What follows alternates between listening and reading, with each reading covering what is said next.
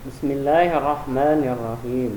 Assalamualaikum warahmatullahi wabarakatuh. Alhamdulillahirrabbilalamin. Puji syukur hadirat Allah subhanahu wa ta'ala. Hari ini kita kembali belajar tematik. Tema 1, selamatkan makhluk hidup. Materi perkembangbiakan generatif hewan, sila 3 dan 4, serta Asia Tenggara.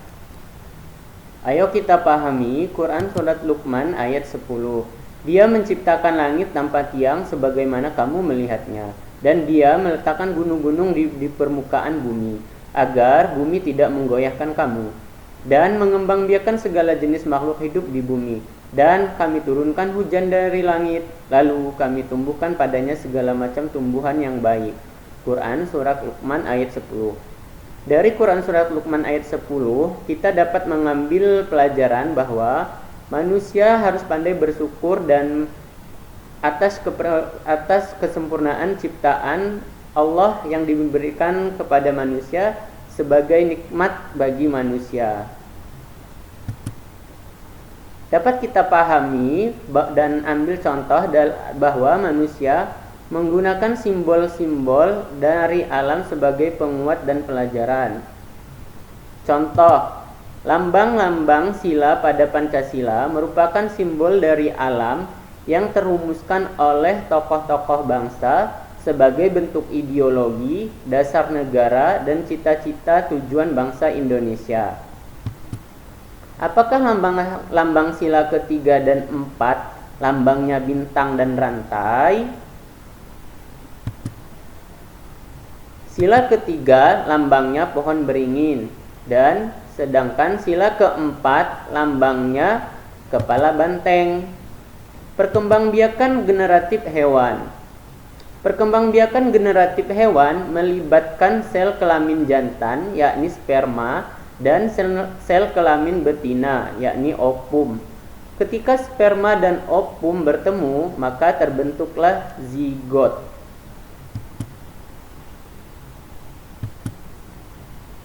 Bertemunya sperma dan ovum disebut juga fertilisasi atau pembuahan. Fertilisasi atau pembuahan dibagi menjadi dua. Yang pertama, fertilisasi eksternal. Yang kedua, fertilisasi internal. Apa itu fertilisasi eksternal dan apa itu fertilisasi internal? Ayo kita pahami. Fertilisasi eksternal. Fertilisasi eksternal adalah pembuahan yang terjadi di luar tubuh induknya. Contoh,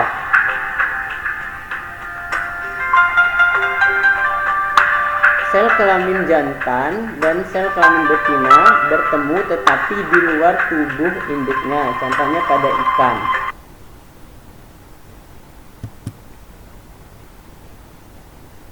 Fertilisasi internal. Fertilisasi internal adalah pembuahan yang terjadi di dalam tubuh induknya. Pada ternak, ketika proses fertilisasi, sel kelamin jantan yang masuk di dalam tubuh induk atau betina bertemu dengan sel kelamin betina, yakni ovum. Terjadilah fertilisasi di dalam tubuh induknya. Jadi fertilisasi internal ini pembuahan yang terjadi di dalam tubuh induknya. Perkembangbiakan generatif hewan dibagi menjadi tiga. Yang pertama, ovipar. Ovipar adalah perkembangan generatif hewan yang berkembang biak dengan cara bertelur. Contohnya ada angsa, ikan, kura-kura, kupu-kupu, dan lain-lain. Ketika sperma dan ovum bertemu, terbentuklah zigot.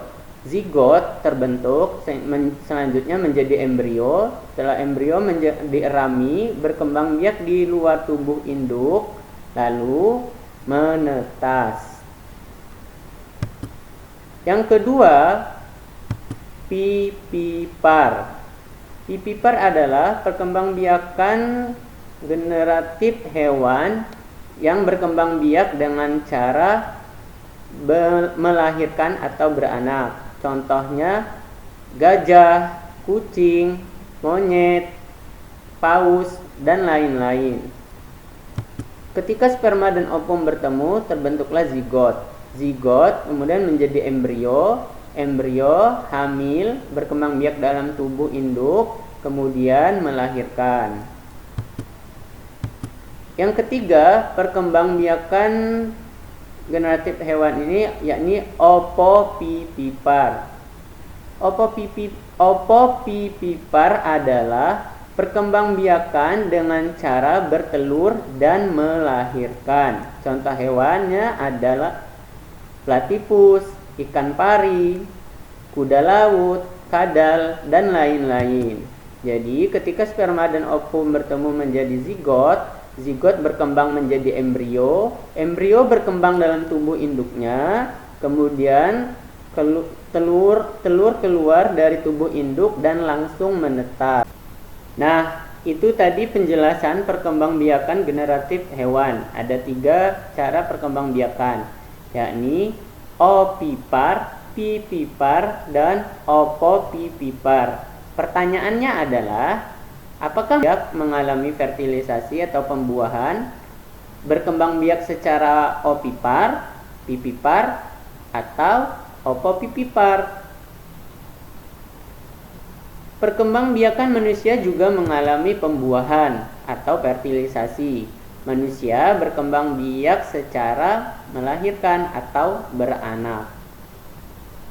Dalam Quran surat Al-Hujurat ayat 13, Allah menjelaskan bahwasanya Allah lah yang menciptakan manusia dari seorang laki-laki dan perempuan dan menjadikan mereka berbangsa-bangsa, bersuku-suku, supaya mereka saling mengenal. Contohnya, perbedaan suku bangsa di Asia Tenggara. Semua negara-negara Asia Tenggara seperti Kamboja, Laos, Malaysia, Indonesia, Vietnam, Thailand, Filipina, Brunei Darussalam, Singapura, dan Myanmar. Perbedaan suku bangsa di Asia Tenggara atau negara-negara Asia Tenggara membentuk wadah persatuan atau organisasi yang disebut juga dengan ASEAN, yakni Organisasi Negara-Negara Asia Tenggara.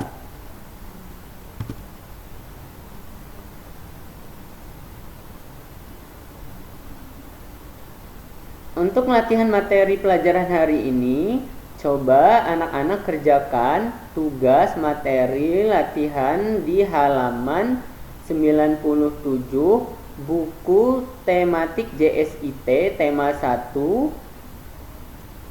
Silahkan anak-anak kerjakan tugasnya ke guru tematiknya masing-masing. Cukup sekian ya materi pelajaran kita hari ini. Kita cukupkan dengan membaca hamdalah. Semoga bermanfaat dan berguna bagi kita semua. Tetap semangat belajar di rumah. Tetap stay belajar di rumah. Tetap jaga kesehatan dan jaga tubuh untuk selalu makan makanan yang sehat dan bergizi. Wassalamualaikum warahmatullahi wabarakatuh.